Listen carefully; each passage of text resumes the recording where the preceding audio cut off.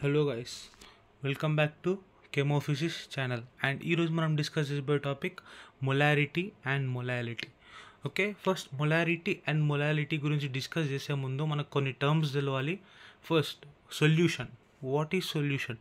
A solution is a mixture of salute and solvent. ఇది మనం చిన్నప్పటి నుంచి బట్టి కొడుతూనే ఉంటాం. ఓకే, బట్ సాల్వెంట్ అంటే ఏంది, సాల్యూట్ అంటే ఏంటి అనేది చాలా స్టూడెంట్స్కి కన్ఫ్యూజ్ అవుతుంది. సో ఇది మనం క్లియర్గా డిస్కస్ చేద్దాం. ఇప్పుడు నేను ఒక బీకర్ తీసుకున్నాను. ఆ బీకర్లో 1 లీటర్ వాటర్ వేసిన అండ్ 100 grams షుగర్ వేసిన. ఇప్పుడు అందులో సాల్వెంట్ ఏది, సాల్యూట్ ఏదో మనం చెప్దాం. ఓకే, ఏది ఎక్కువ ఉంది? 1 లీటర్ వాటర్ ఎక్కువ 100 grams షుగర్ కన్నా. సో ఏదైతే ఎక్కువ అమౌంట్లో ఉంటుందో అది సాల్వెంట్. సో ఇప్పుడు మనకు సాల్వెంట్ ఏంది? మనం తీసుకున్న ఎగ్జాంపుల్లో water is a solvent, sugar is a solute. ఇప్పుడు లార్జ్ అమౌంట్ ఉంది సాల్వెంట్ అంటే, తక్కువ ఉంటుంది సాల్యూట్ ఎట్లయినా. సో మనం తీసుకున్న ఎగ్జాంపుల్లో water is a solvent and sugar is a solute. And ఇప్పుడు ఇది క్లియరా? ఇది మనకు క్లియర్ ఉంటే నెక్స్ట్ మనకు మొలారిటీ అండ్ మొలాలిటీ డెఫినేషన్ అర్థమవుతుంది. Okay, now enter in to the topic. First molarity గురించి డిస్కస్ చేద్దాం మనం. ఓకే, మొలారిటీ అంటే ఏంది?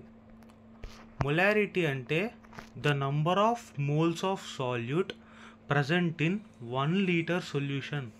అంటే ఇప్పుడు నేను ఒక బీకర్లో 1 లీటర్ సొల్యూషన్ తీసుకున్నా. సొల్యూషన్ అంటే ఏంది? ఇప్పుడే చెప్పుకున్నాం మనం, సాల్యూట్ ప్లస్ సాల్వెంట్. ఆ సొల్యూషన్ మిక్స్చర్లో ఎన్ని మోల్స్ సాల్యూట్ ఉంటుందో చెప్పడమే మొలారిటీ. ఓకే, మొలారిటీ అనేది క్యాపిటల్ ఎంతో డినోట్ చేస్తాం మనం. అండ్ క్యాపిటల్ ఎం ఫామ్లో వచ్చేసి N/V. కిందున్న V ఎప్పుడు లీటర్స్లోనే ఉండాలి, గుర్తుపెట్టుకోండి. మనకు ఒకవేళ ఎంఎల్లో ఇస్తే మాత్రం ఇంకో ఫామ్లో ఉంటుంది. అదేం గుర్తుపెట్టుకోవాల్సిన అవసరం లేదు, డిరైవ్ చేసుకోవచ్చు. ఇప్పుడు సపోజ్ మనకు తెలిసింది మోల్స్ అంటే given weight by molecular weight, అది రాసుకోవాలి. W/M అని రాసుకున్నాను న్యూమరేటర్లో. అండ్ కింద డినామినేటర్లో వాల్యూమ్ ఇన్ లీటర్స్ ఉంది అక్కడ. ఇప్పుడు వాల్యూమ్ ఇన్ ఎంఎల్ అయితే డివైడ్ బై 1000 చేయాలి. సో నేను డివైడ్ బై 1000 చేసిన. ఇప్పుడు డినామినేటర్ని పైకి పంపించండి.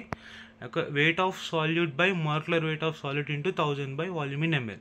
ఇది డిరైవ్ చేసుకోవచ్చు, గుర్తుపెట్టుకోవాల్సిన అవసరం లేదు. ఓకే, ఇప్పుడు నెక్స్ట్ మనం మొలాలిటీలోకి ఎంటర్ అవుదాం. మొలాలిటీ అంటే ఏంటంటే ఇది కూడా number of moles of solute కనుక్కోవడమే, కానీ ఎందులో 1 kg సాల్వెంట్లో కనుక్కోవాలి. ఇదే డిఫరెన్స్ మొలారిటీకి మొలాలిటీకి. ఇది గుర్తుపెట్టుకోండి. మొలారిటీ అంటే సొల్యూషన్లో కనుక్కోవాలి, మొలాలిటీ అంటే 1 kg సాల్వెంట్లో కనుక్కోవాలి. ఇక్కడ కేజీ, అక్కడ లీటర్స్.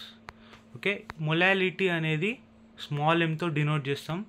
అండ్ మొలాలిటీ ఫామ్లో వచ్చేసి N/weight of solvent in KG.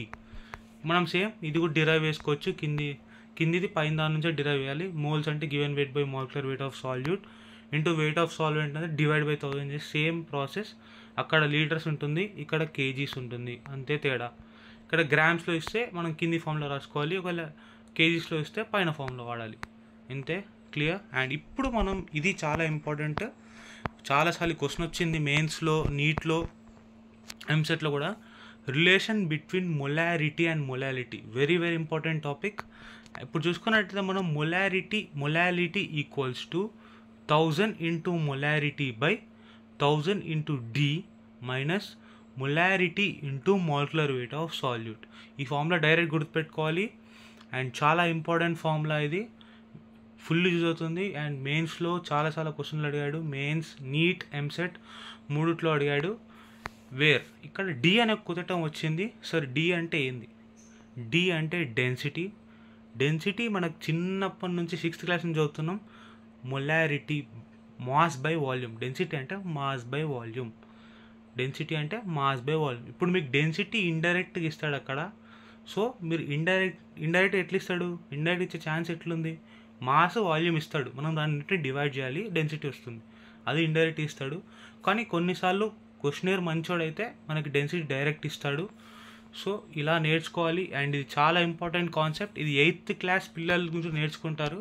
And 8th class నుంచి 12th క్లాస్ వరకు అందరికీ యూజ్ అవుతుంది ఇది. సో ఇది ఈరోజు టాపిక్. అండ్ నెక్స్ట్ టాపిక్ కోసం ఇంకో వీడియో చేస్తా. మీకు ఏ టాపిక్ కావాలో కామెంట్ చేయండి. అండ్ ఐ హోప్ ఈ వీడియో మీకు హెల్ప్ అయింది అనుకుంటున్నా. Thank you.